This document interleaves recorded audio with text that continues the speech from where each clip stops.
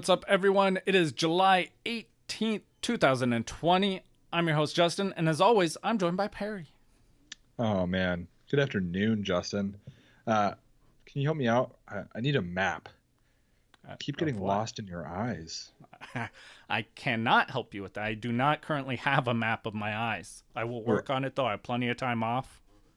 Dude, I must have worked really hard today because when you said I currently do not have, I expect you to just say eyes. And I was like, No, what? I do have those. I don't have an ankle right now. I mean, it's there. It just doesn't function as an ankle.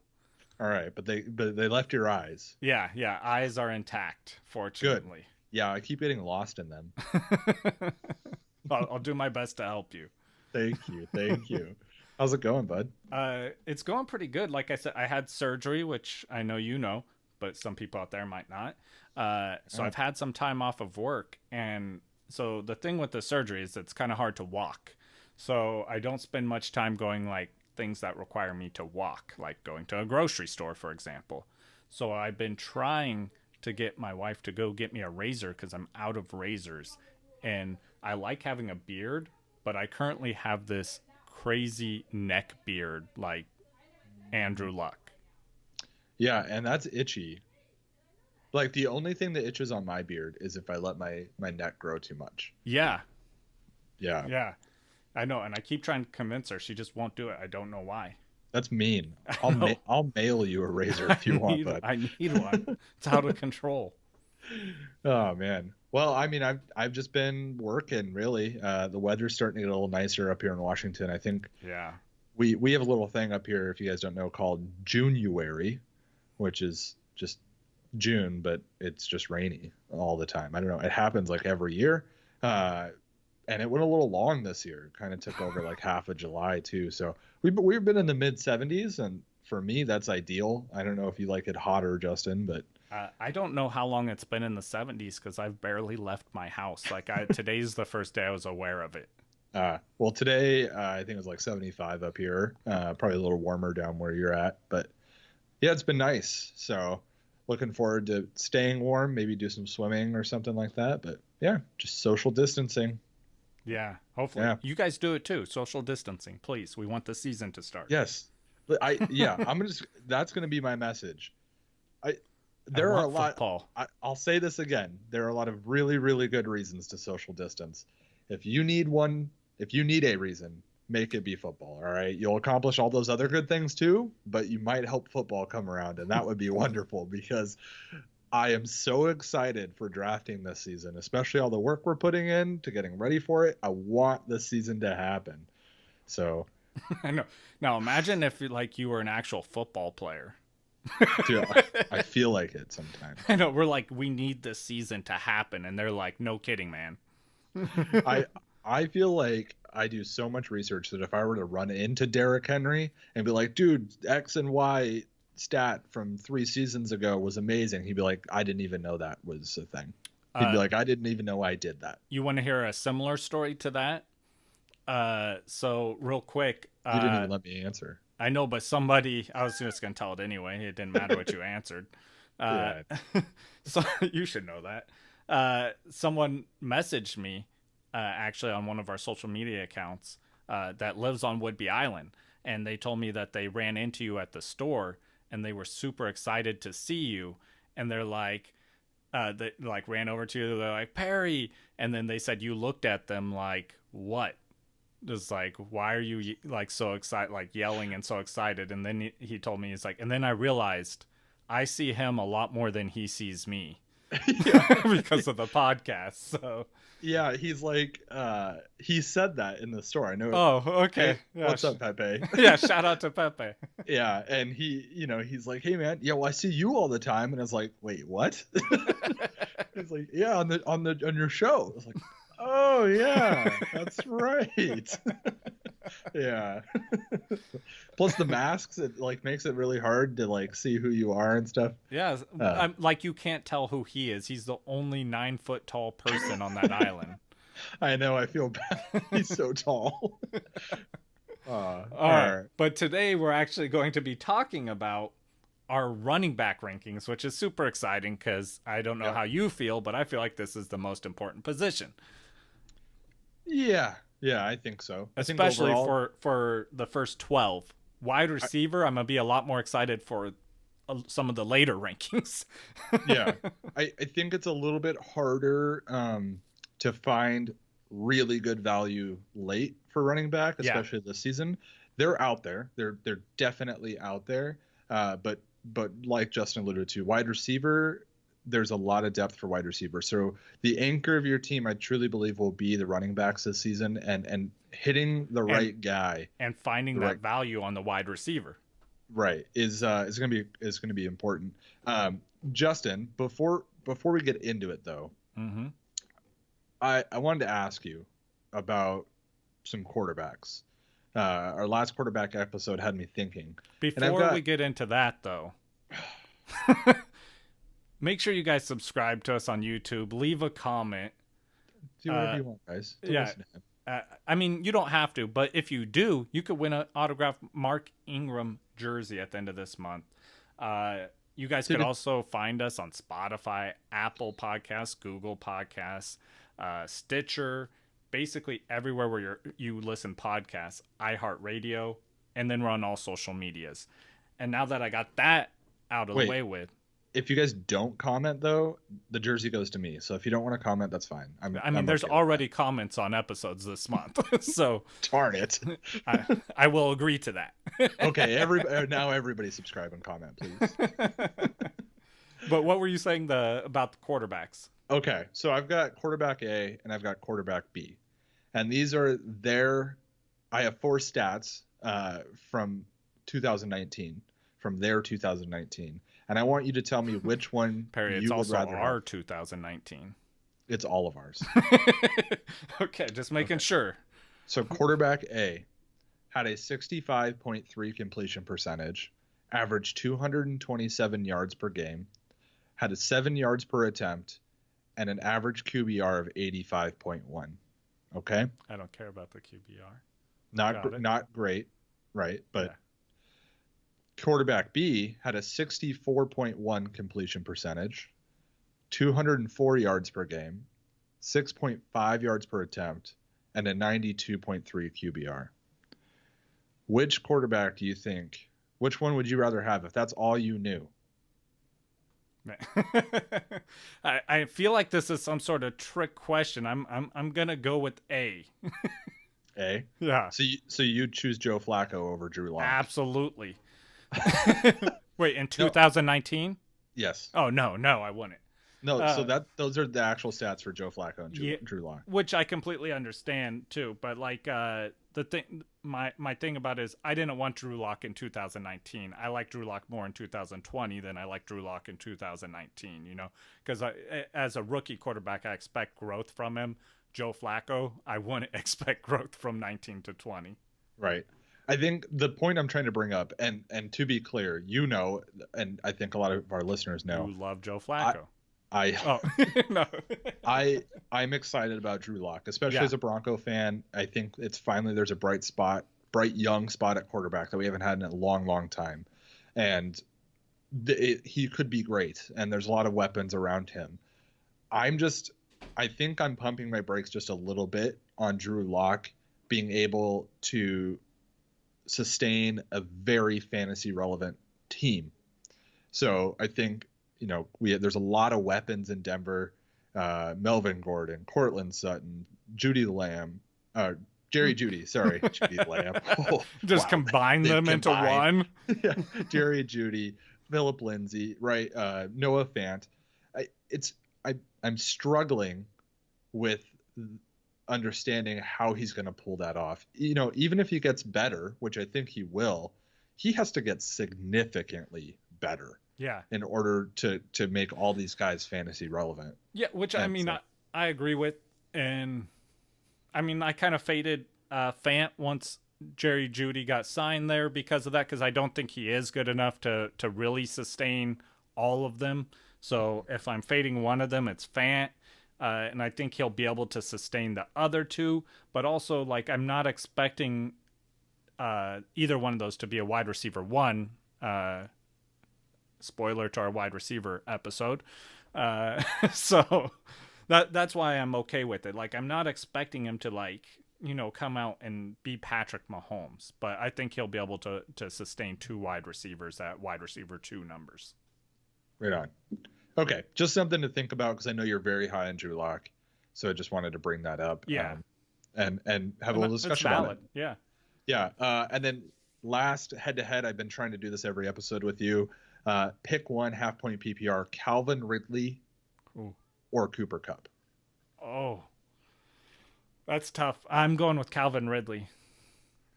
And interesting. Yeah, so there's some logic behind it, though.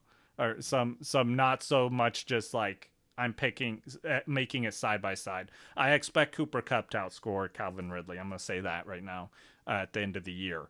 But I'm grabbing Ridley because I'm probably grabbing, if it's early in the draft, I'm going to be trying. Trying to get Woods. They are back to back in ECR right now. Yeah. So I'm basically going to be trying to get Woods as another wide receiver. So I'd rather have who Woods is right after those two. yeah, which is rough. You got to have a pick close to the turn to make that happen. But I've managed to do that usually on the front end when I'm picking, if I have pick 2 or 3. Right on. All right, cool. Thanks for entertaining me. Let's jump into some news real quick. I don't want to make this episode go forever. Derrick Henry, he got his bag, man. Derrick Henry agrees to a 4-year extension with the Titans. It's worth $50 million, $25.5 million guaranteed. In my opinion, this is a team-friendly deal, especially when you compare him to somebody like Zeke. Zeke's making a lot more money than Derrick Henry is. Dude. And you know what? $50 million doesn't sound like that much right after the Pat Mahomes deal. I know, right? $500 million. This is cool. I'm happy about this. Derrick Henry needed to get paid. He definitely has earned it. Yeah. Right. I think that this isn't going to hurt the team too dramatically in terms of them being able to keep a solid foundation around him. Right. They've paid Tannehill. They've paid Derrick Henry. They're ready to win. They want to win now. And I think that they could do it in the next 2 years if they continue on the trajectory that they started last season. So great for Derrick Henry. It's nice. They still got room to build, like you said. Yeah, it's nice as a fantasy player to know that his situation is solid for at least the next 2 to 3 years. So excited about that with Derrick Henry. Yeah, great for any dynasty. Yeah, not super fantasy relative on this one, but I just wanted to bring it up because it's interesting. Myles Garrett got his deal. It's a 5-year, $125 million extension. That's really nice for the Browns defense. I think their defense was much, much stronger before he got suspended last season. I do think that it's kind of interesting that he whacked a guy in the head with a helmet. Now he's getting $125 million. But yeah, the reports coming out about what Mason Rudolph may have said, if it's true, I don't really feel all that bad about it. So yeah, and I've had the number. I lost it here, but I saw someone figured out the exact number of times now with that contract that he could hit Mason Rudolph in the head with the helmet. It was over 2,000 times. So Mason Rudolph, please just hide somewhere and don't play football. Yeah. Antonio Brown, I know I've reported a couple times that he might be signing with the Seahawks. It is reported that he is nowhere close to signing with the Seahawks. So apparently they would love to have him, but they are not willing to sign him until his off-the-field issues are sorted out. Now, the accusations that were raised against him in January are still under investigation by the league. So the league, even if he got signed, they would not have a suspension to lay down right away. So as awesome as it would be to see Antonio Brown make a comeback and be successful both in his social or his private life and in his professional life, sounds like we're gonna have to wait for a while for that one to happen. Yeah, so I saw something that they're entertaining the idea of him and Josh Gordon right now. Right. Yeah, I think Josh Gordon might be more likely, honestly, even though he's indefinitely suspended. I think that would get lifted and probably more likely, but Josh Gordon does not scare me nearly as much as Antonio Brown in terms of DK Metcalf and Tyler Lockett. Yeah, for sure. Allen Robinson reportedly hasn't heard a word from the Bears regarding an extension. Real quick, Justin, can you tell me how old Allen Robinson is? Oh man, I looked this up recently. I should know the answer. I want to say 27.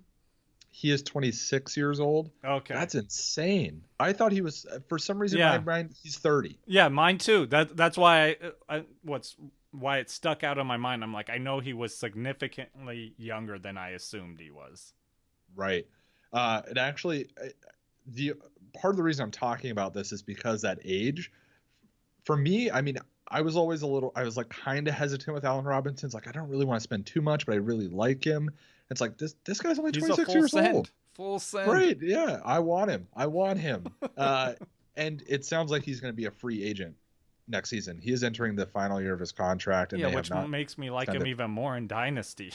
Yeah. Because he's doing amazing. His whole career, he's done amazing with just trash quarterback play. Yeah, super bad quarterback play. He might have his best quarterback ever this season if Nick Foles does start. And Nick Foles is not very good at quarterback. That's so sad. Nick Foles may be the best quarterback he's ever played with.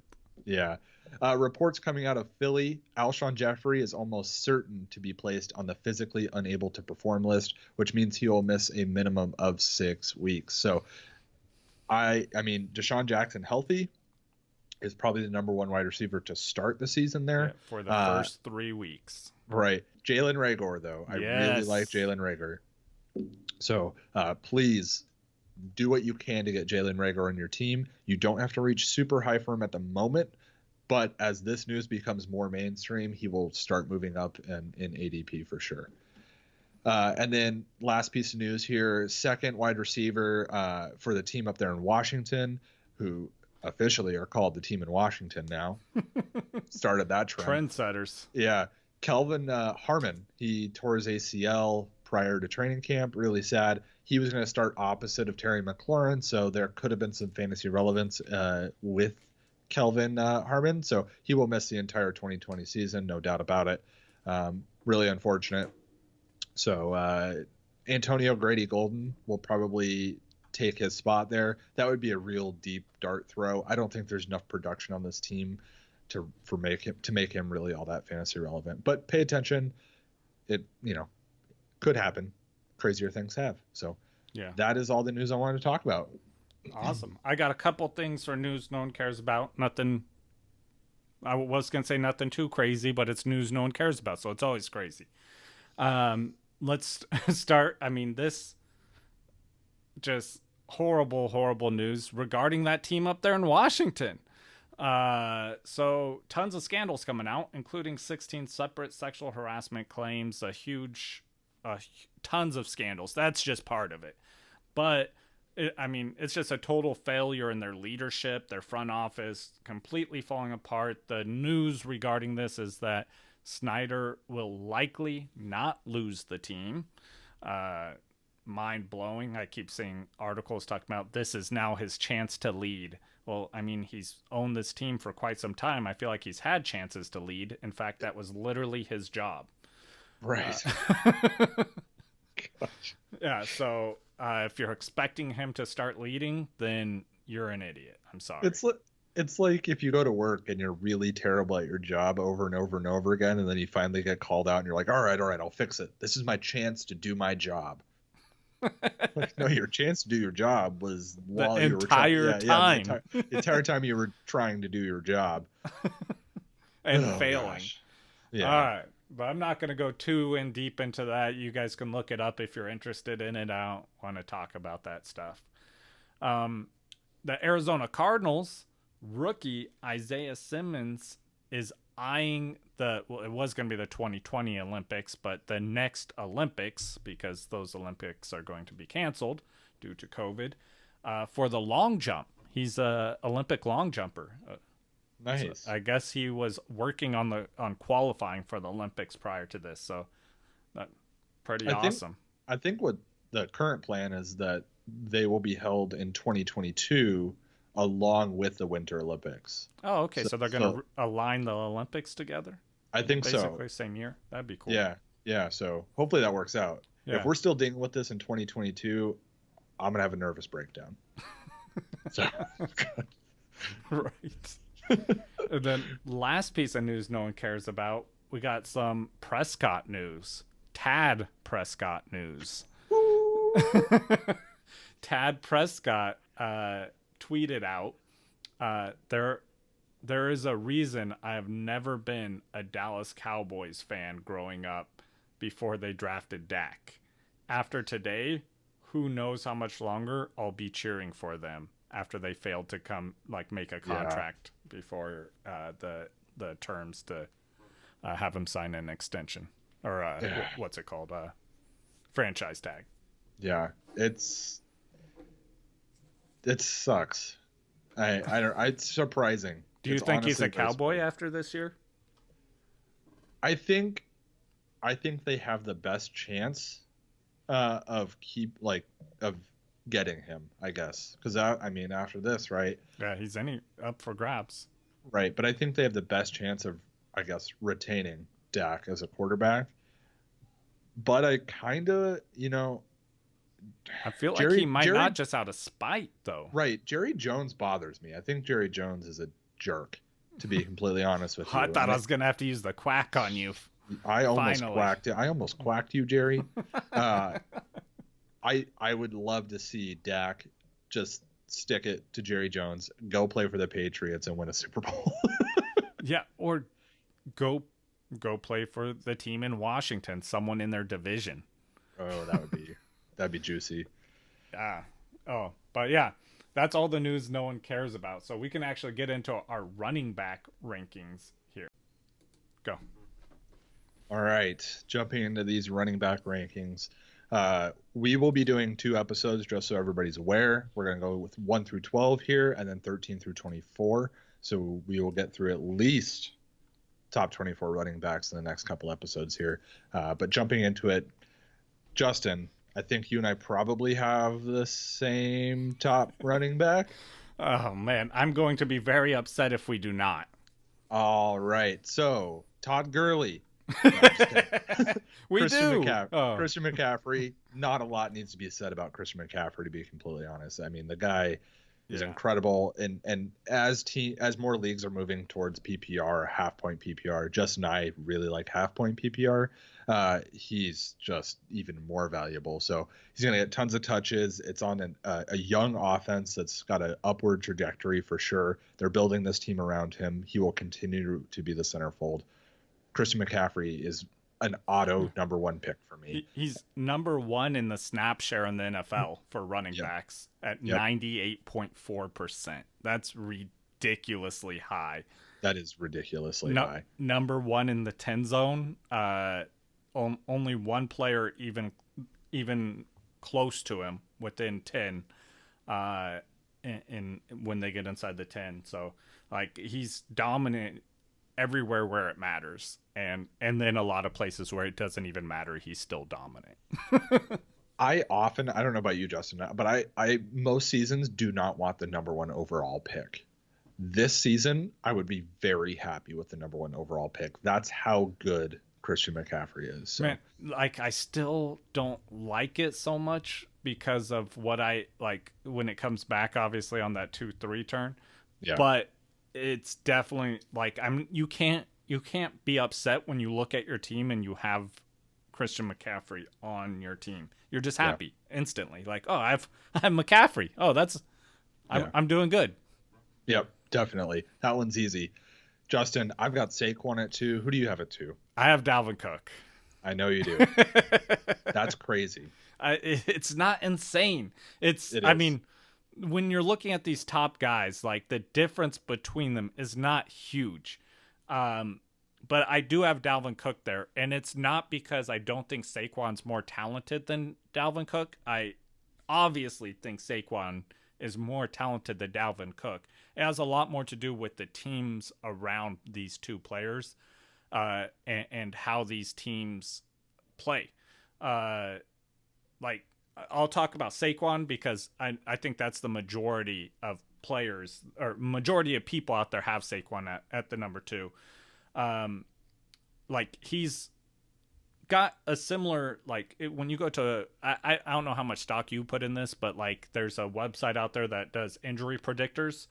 and you can look it up. And Saquon and Dalvin Cook are 2% away from each other, both in the 50%. Both of them are injury-prone players, according to the website. I don't put a ton of stock into that, but I do agree that I think Dalvin Cook's the bigger injury risk by a lot more than 2%. But I think Saquon also gets injured, and he has there's a chance that he could get injured as well. Go ahead. Just to be clear, I love Dalvin Cook, and if I end up with Dalvin Cook on my team, I don't think I'm going to be disappointed. I have Dalvin Cook at 6 right now, and honestly, I had to factor in the possibility of some missed games due to holdout.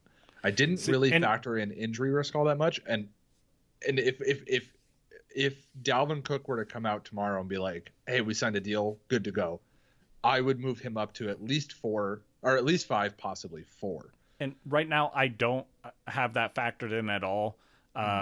If we get closer to the season and like probably, a week or 2 into August and there's still no contract, then yeah, I'm definitely moving him down my rankings at that point. Yeah. If this were standard, he would probably hit at 4 with me. A couple other guys moved down. This is half point PPR, just to reiterate with everybody. The other last thing I want to mention about Dalvin Cook, again, who I have at 6, is I think that Alexander Mattison is probably going to get a little more work this season. I agree with that. And I think there's 2 reasons why. They had a really strong season as a team, right, in 2019. But Dalvin Cook kind of got a little worn down towards the end of the season. And I think that if they could use these guys, not evenly, I don't think it's going to be a 50-50 split. That's crazy. But maybe more like 65 towards Dalvin Cook, maybe 70 towards Dalvin Cook. He'll still be the lead guy for sure. I think it'll kind of hold him back just a little bit. But again, if I end up with Dalvin Cook, I'm going to be really happy about it. I will say with Saquon, I think a lot of people are not factoring in, like, who was their backup running back last year? The second string. I don't even know. They had about 3 guys who all sucked. Wayne Gallman? Yeah, Gallman was one of them at one point. But my point is they went and got Dion Lewis. Dion Lewis is going to get more touches than Wayne Gallman got last year. Yeah, but I think Alexander Mattison will get more touches than Dion Lewis. I agree with that, but yeah. I also think that the Vikings are going to score more points rushing the ball than the Giants will overall. So I think he'll be able to make up the difference in that. And I think that's probably where the disagreement comes in the rankings. That's why I'm saying I don't think it's a crazy idea to put Dalvin Cook there, even though, I mean, the majority of people have Saquon there. I actually have Saquon at number 4. Okay. And I'm betting that we agree with the number 3 person. I've got Zeke at number 3. Yeah, that's my number 3. I think Zeke is the second safest pick. Yep, absolutely. In the first round. Zeke, again, just like Christian McCaffrey, he's the workhorse in that team. He's going to get all the touches he could ever want. He's involved in the passing game, not nearly as much as Christian McCaffrey, but he is involved. Zeke is very, very, very safe. In standard, he moves up to second for me, actually. But me as well. Zeke's solid, man. There's no doubt about it. If I would love to be in the top 3 picks, if I can't be number 1, if I'm in the top 3, I'm really happy because I know I'll at least get Zeke or Saquon. You'd probably take Dalvin Cook. Yeah, I like having like pick 4 or 5 because I usually can still get Dalvin Cook at that point. Yeah, definitely. At 4, I have Alvin Kamara. See, at 4, I have Saquon. I have Alvin Kamara at number 5. Okay. So not a big difference there. Yeah, let's talk about Alvin Kamara for a second. I'm very excited. I really like Alvin Kamara. I really do. I think he's an incredibly versatile player. He's fun to watch. Dude, but the amount of touches. Yeah. Well, I want to throw this out there because it sounds kind of crazy, but I actually like it. I heard someone describe Kamara the other day as being the very best scat back. Yeah, I think so. Yeah, and when I heard it at first, I was a little offended, just by the placing him in that. And then as I thought about it, I'm like, yeah, but he is like, he's an amazing, like the very best you could expect or want out of a scat back. Yeah, I think so. I think that he is really hard to understand. Like, his production is hard to understand, but right, I think that's a good way to put it. And I think that I'm just going to ignore the lack of touches because he's always had a low amount of touches in his entire career. They're just extremely valuable touches. Every time he touches the ball, he's really, really good at it. So I have Alvin Kamara at 4. I would personally. So if Dalvin Cook was not holding out, it would be between him, Alvin Kamara, and Dalvin Cook for me at 4. It would be really tight there. I would have that one would be tough for me. I'm not gonna lie. I'm not exactly sure where I'd go there. That one might be a coin toss right there on draft day. So number 5, I've got Derrick Henry. Real quick with Kamara though. Oh yeah, go ahead. Yeah, he also only had 6 touchdowns last year. So that's I think got to go up. Yeah, I think we could see that double this year. I could see him having 12 touchdowns, no problem. So, and he was on the field for 69% of the snaps. I think he really benefits from having a big bruising running back behind him, like we used to see with Mark Ingram and now with Latavius. Yeah. So, and dude, this guy's juke, he is amazing. He's one of the best, like, jukes, like, has the best jukes on the field. One of the best in the NFL. I love watching him just completely make dudes miss. Yeah. Love Alvin Kamara. Super fun to watch. So again, I have Derrick Henry at 5. In standard, that means no PPR. Derrick Henry moves up for me at, like, he probably moves to 4 for me. Maybe he moves to 3. Zeke moves to 2. I mean, he's just not involved in the passing game enough. This is where you're going to hate and love me, Perry, for my next one. Check. I'm already there. I have Derrick Henry at 8. Okay, I don't think that's fine. Yeah. No, that's totally fine because he doesn't catch the ball. Yeah, exactly. And it just, I mean... And standard, I'd probably have him up around 6. I think he goes a little higher than that in standard. The amount of touches he gets is just insane. 303 touches last season and he missed one game. So I expect that to come down a little bit this season. Sure. But his receiving is really funny. His receiving yardage total last season was 206, and he had a 75-yard reception in week 1. So he's not a pass catching back. No. Maybe it completely changes his whole game in 2020, and all of a sudden he goes out and catches 45 passes, but I highly doubt it. I think he'll sit right around those 20 receptions again, and he might bust one like he did last season. And I worry. I mean, even though he's been pretty durable, I worry about his injuries with the amount he runs and how big he is. Like, I continue to worry about this. He hasn't given me a reason to yet, except for the quantity of building up on his body. I think him sitting behind DeMarco Murray for his first couple seasons definitely helped with that. Helped with that. I think he's at least got one more good season where we don't really have to worry too much about the injury unless it's a freak injury. I don't think there's going to be a whole lot of wear and tear injuries this season. 2021, I think that'll become more of a discussion for sure. All right, who do you have at 5? Sorry. At 5? We already had my 5. I had Kamara at 5. Okay, and then I've got Cook at 6, and then yours. But real quick with Derrick Henry though. He had 1,500 rushing yards last year. Crazy. He had 18 touchdowns.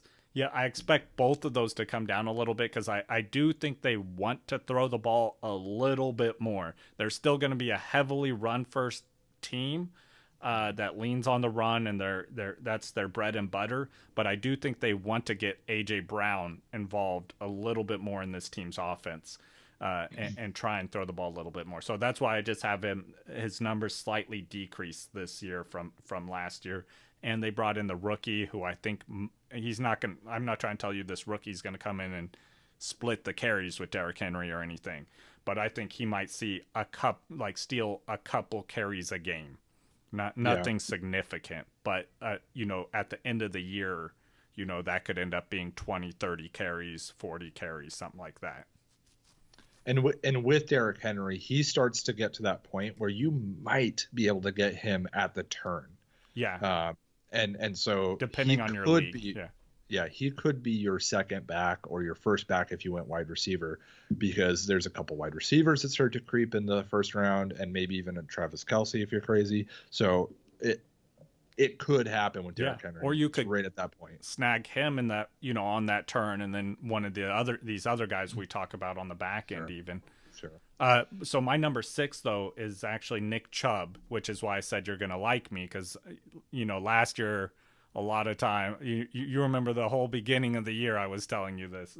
I was crapping on Chubb. I actually have Nick Chubb at 9. Wow, man, this is wild. Like, I'm just gonna say Nick Chubb is one of the most talented running backs in the NFL. I think that he's top 5 talent for sure, but so is Kareem Hunt. Yeah, and everything you said last season was totally valid. I don't think it was quite as dramatic as you thought it might be. He was still totally relevant for those last 8 games. But there's definitely you did see a difference. Yeah, there was definitely a difference. Nick Chubb could lead the league in rushing, right? He could totally do that. But it's just going to be so difficult with Kareem Hunt there. They clearly value Kareem Hunt, giving him that second round tender, which is why he is still a Brown. Yeah. And they want to use him, and they should. If they want to win games, they should use Kareem Hunt. And they will. And so I think we'll see like a 1A, 1B running back type thing though, with Chubb being the 1A, kind of like we used to see in Atlanta under Kyle Shanahan's offense, where you had 2 fantasy darling backs there. And so that's what I'm expecting with this offense. It's like, I think, and if one of these guys happens to get injured or have some sort of off the field issue, which we already had with Kareem Hunt, and we'll see what happens with that. But if one of these guys is not suiting up for a game for whatever reason, the other guy is, like you said, they're both top 5 talents. So the other guy is going to be amazing. And then they brought in the offensive coordinator from the Vikings last year, who loves to run the ball. So Nick Chubb should have another great season. Nick Chubb, I'm not telling anybody to avoid Nick Chubb. I just think that the essentially 1,500 yards that he ran for last season, probably not going to happen this season. I think he's going to be closer to maybe 12 or 1,300 yards, which is still a great season. 8 touchdowns, I think that's probably right about where he might fall again. If that offense becomes a little bit more efficient than it was last season, he could hit 10. That's great. Nick Chubb will be a wonderful starter. Kareem Hunt is also going to be a fantasy starter, though. Kareem Hunt should be started in a lot of teams. And so I said, 1A, 1B. I do not want to call Kareem Hunt a handcuff because he will already be owned. So if Nick Chubb goes down, don't go look for Kareem Hunt. He's already owned, I promise you, probably by me. Perry, you're in a lot of leagues. All of them. All right. That's interesting. Who was your 6? Was that? Yeah. Okay. So Nick Chubb is 9 for me. 6 was Dalvin Cook. Oh, okay. Now 7. Who do you have? 7 is Joe Mixon. Me too. Yeah. I think Joe Mixon. We keep going far apart and then coming right back together, Perry. Yeah.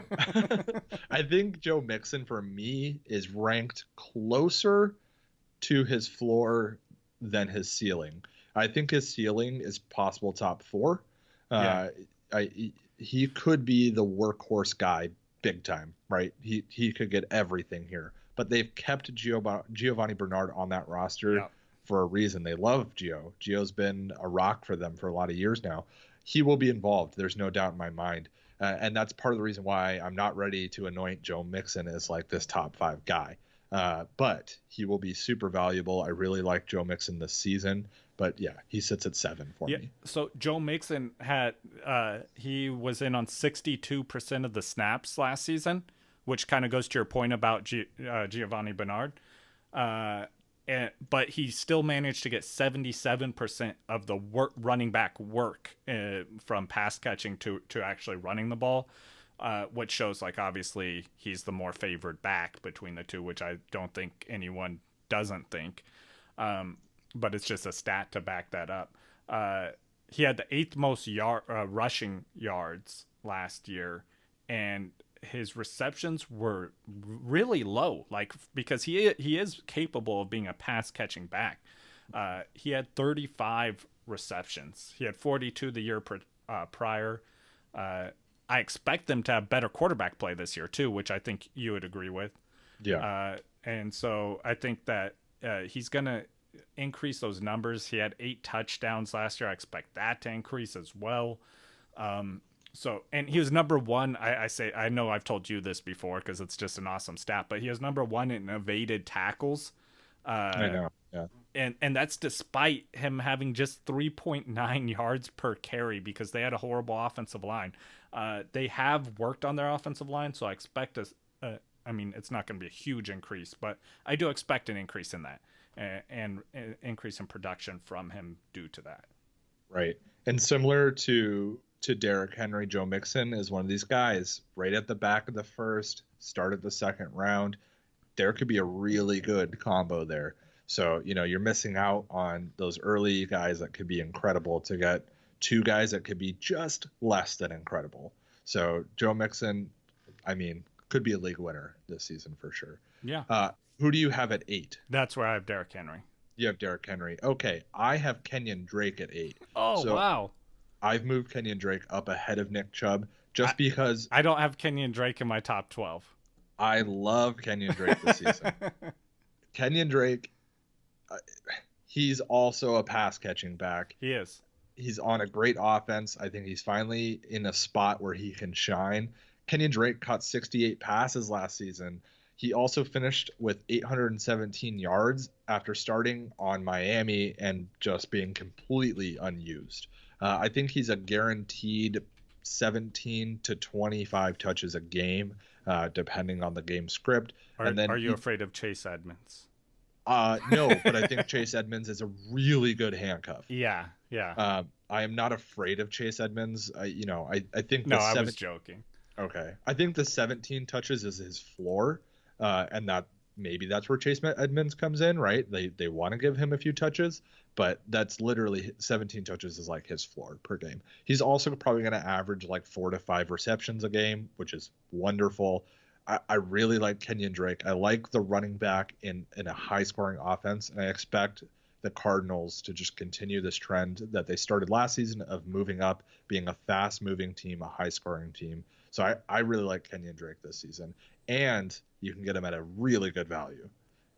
No, yeah, I don't hate Kenyon Drake. Obviously, I don't love him as much as you, and like I think he's going to be a good running back, especially like you said, pass catching PPR. He will be inside my top 12 for PPR and full point PPR.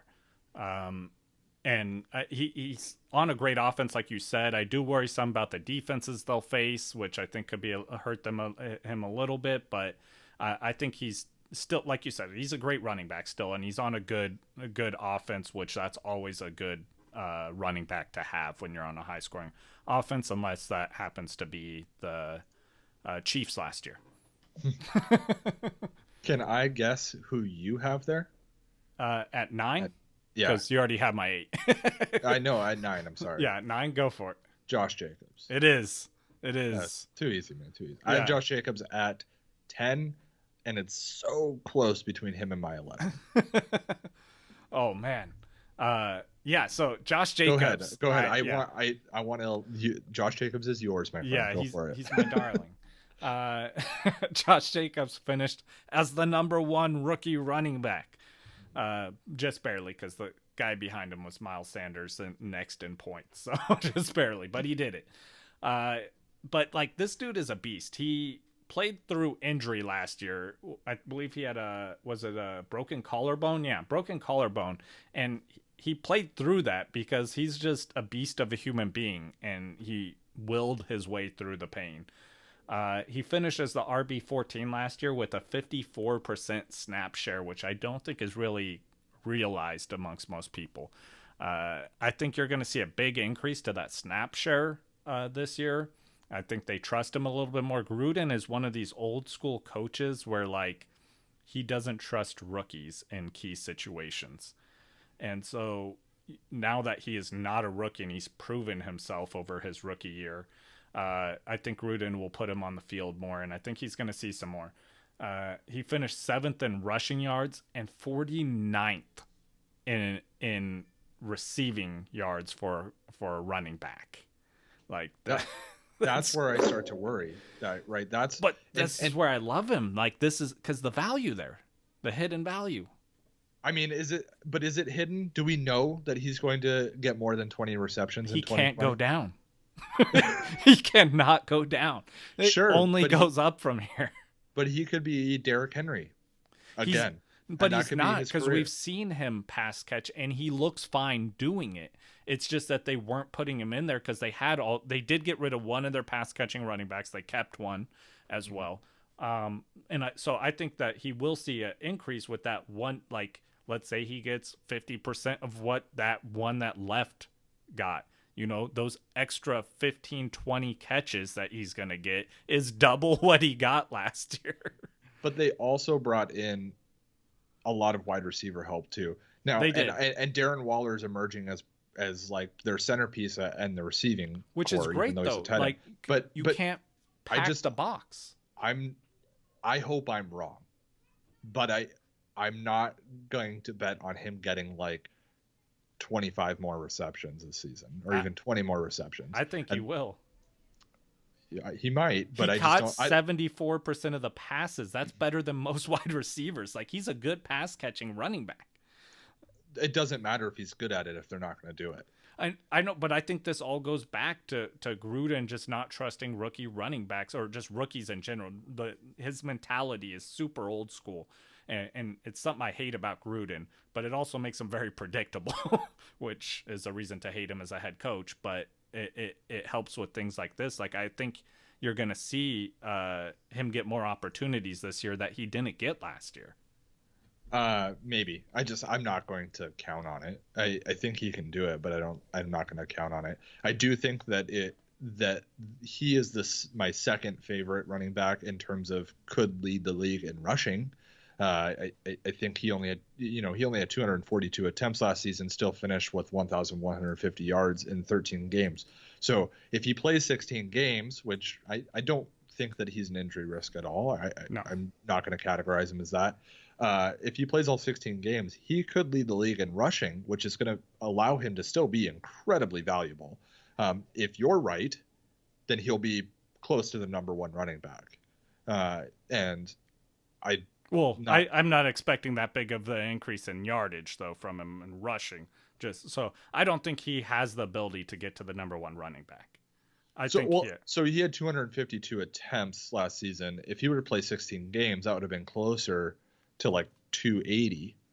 Yeah. Right. I think that you may see a slight decrease in the rushing attempts from that number, like the 280, as they'll throw the ball more. He'll be on the field more, but I think they'll throw the ball a little bit more.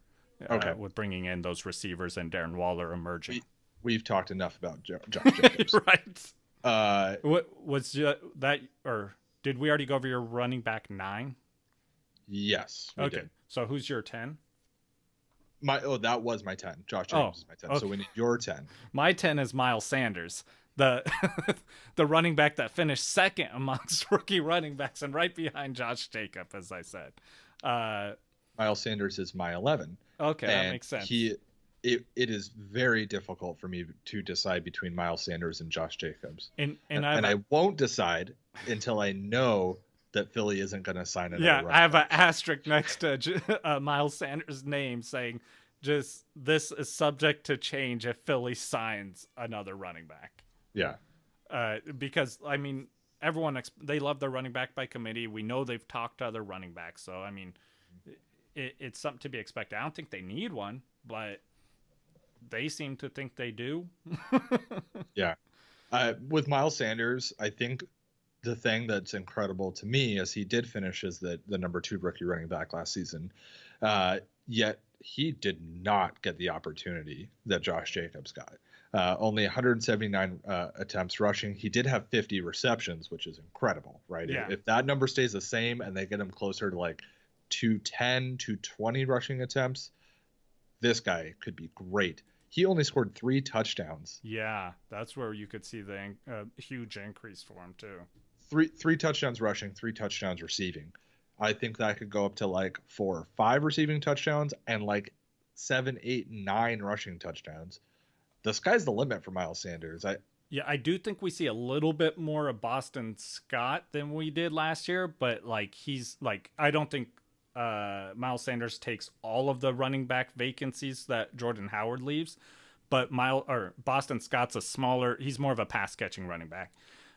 And so that's where he'll cut into the workload more so than those goal line ones. So I love Miles Sanders for his rushing touchdown increase here. Right.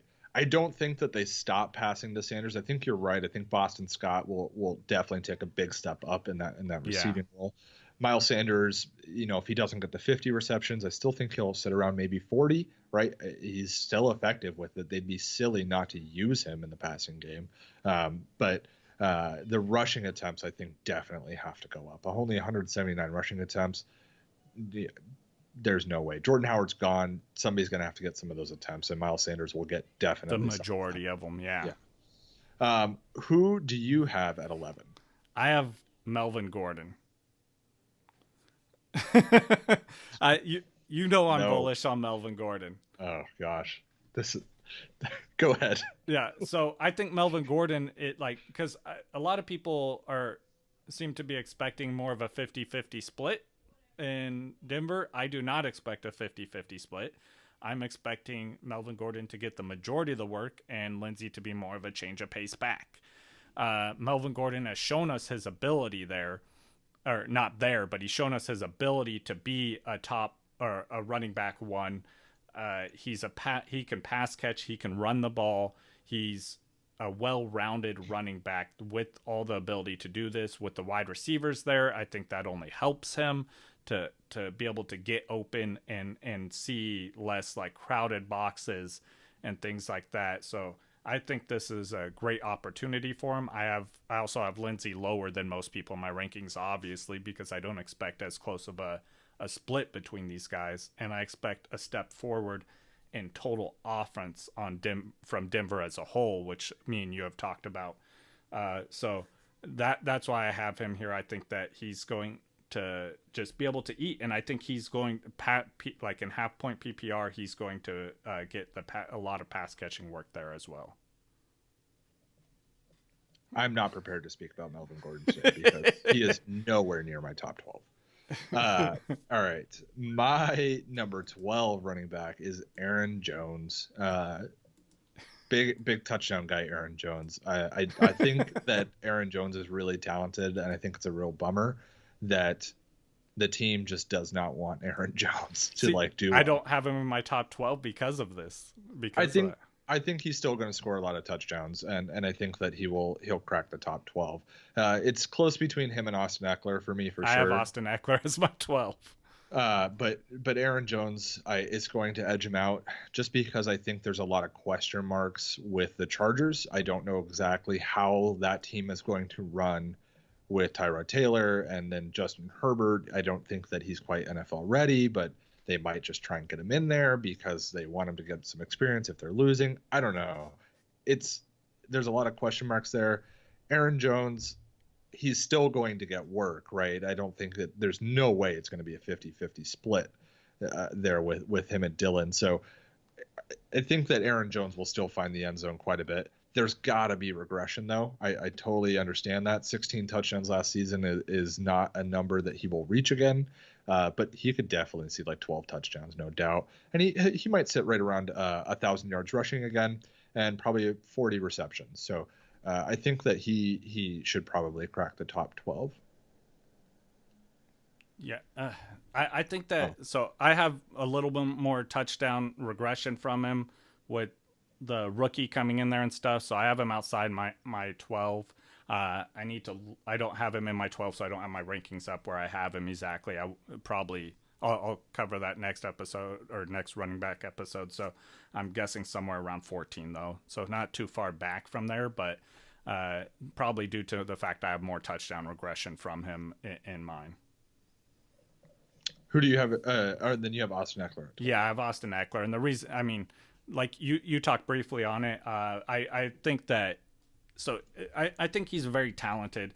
I think the pass catching work is what sells me on him, especially. He's extremely good at pass catching. He caught the ball 85% of the time it was thrown to him, which is ridiculously high. Yeah. That's just great efficiency. He had the most yards per touch of any running back in the NFL. Just some of these things is like, I feel like those things are things that are going to help him maintain his value, despite what I do expect to be a decline in the quarterback role there. So I don't think that either one of these quarterbacks coming in is going to be what Phillip Rivers was last year. But I think Austin Eckler is going to be what keeps that team running. I think that he is the one thing there that is going to be stable for the team. The rest of the pieces are a little scarier to me, but Austin Eckler, I have faith that his production will continue. Cool. Yeah. Now I'm excited to do this next one, Perry, because I don't know. There's a lot of guys that we differed a lot on, which I think is awesome. It's exciting to see things a little bit different from each other. We're not copying and pasting each other's rankings. I think we have our bet of the season though. On which one? Melvin Gordon? Aaron Jones versus Melvin Gordon. I'm down with that. Yeah. I am absolutely down. Half point PPR, assuming neither of them get injured. Yeah, if one of them, I mean, we got to put some sort of timeline on it, because like running backs get injured pretty often. Like I'm gonna say if it's plus like let's say 2 weeks. If it misses more than 2 weeks, bets off.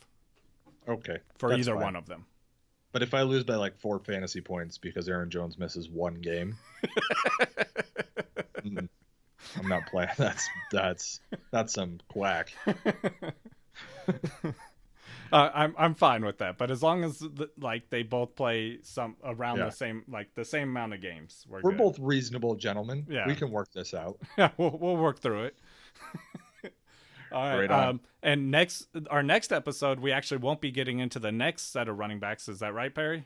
That's right. We got my buddy Dr. Ben coming on. If you guys weren't around a year ago, Dr. Ben is a physical therapist that I've worked with in the past. He's a good friend of mine, really smart guy. He's going to come on and we're going to talk about some injuries that are current. We got some injury-prone players, how it might affect them, timetable for return, that sort of stuff. Really well-informed guy. Should be a lot of good information, and he's a big fantasy football fan, so looking forward to that. And just, I mean, to talk on that real quick for a second, though, Big Ben, Dr. Ben actually talked last year. One of the highlights for me about talking about Dr. Ben is he talked me out of Cam Newton on our show, and so now I love Dr. Ben. Love Dr. Ben.